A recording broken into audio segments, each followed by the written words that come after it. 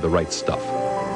But there is another side to Cooper's lifetime in aviation, one that for years he would only discuss with close friends, until now. It involves his personal encounters with UFOs. For him, it began in 1951 while flying in Europe for the U.S. Air Force. There, Cooper and other pilots witnessed an incident that has never been officially explained. A vast armada of UFOs flying in formation at extremely high altitudes. Recently, Yolanda Gaskin spoke with Gordon Cooper. In this exclusive interview, Colonel Cooper spoke for the first time on television about his encounters with UFOs. I've read about this incident you had in 1951, and you said you saw literally hundreds of unidentifiable flying objects. Yes, they were flying quite high. How high we couldn't tell because we couldn't get anywhere near their altitude.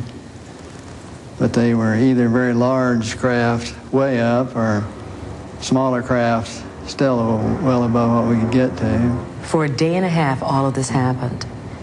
But then no one wanted to talk about it. Well, we sent a report forward on it, and the answer that finally came back months later was they were probably high-flying seed pods, which didn't sound very logical. There are always a lot of excuses. There's always the weather balloons. I've heard that one before.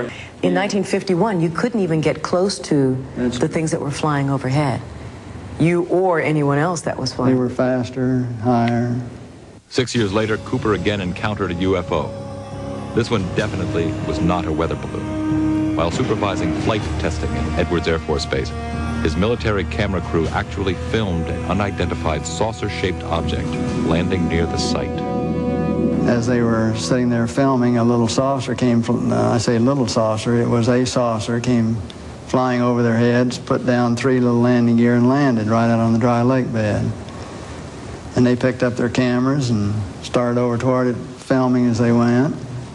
And when they got in fairly close to it, it lifted up, put the gear back in the wheel wells, tipped up, and took off at a great rate of speed. And so they came into my office and told me what had happened, and I sent them over to develop the film. And then had to go through all the proper regulations of reporting this, and we wound up having to send the film forward to Washington in the base jet airplane, and I don't know whether anyone's ever seen it since. Now, the vehicle that you just described, how similar was it to the very first sighting that you had back in 1951? Quite similar. It was basically the same plan-form vehicle. They were double saucer, lenticular. But if you're going to be going in and out of atmospheres like Earth or other places might have, you certainly need a little more aerodynamic type of vehicle. And the saucer has the capability of going through the air at tremendous rates of speed and handling the bow and trailing wave without making shock waves. So it can be very silent while traveling at big rates of speed through the atmosphere. But sightings of UFOs weren't limited to the military. Cooper has commercial airline colleagues who've also seen UFOs. Yes, a friend of mine who's a captain on a major airline at night was flying along, noticed this, suddenly a big glow came off his left wing, and he looked out and this big saucer was sitting right off their wing. And so he turned, slide toward it, and it moved away, and turned back, and it moved back in position, and turned to his co-pilot and said, do you see what I see? And he said, oh, God, yeah, I do. And it trailed along with him for quite a period of time, then tipped up, climbed very steeply away. Was on Jim McDivitt's Gemini 7 mission, where they saw this glint of something metallic off in the distance, and he reported, and nobody had it listed on the ground, so he tried getting a picture of it, but the sun, unfortunately, was glinting off of it so bright. All you got is just a glint.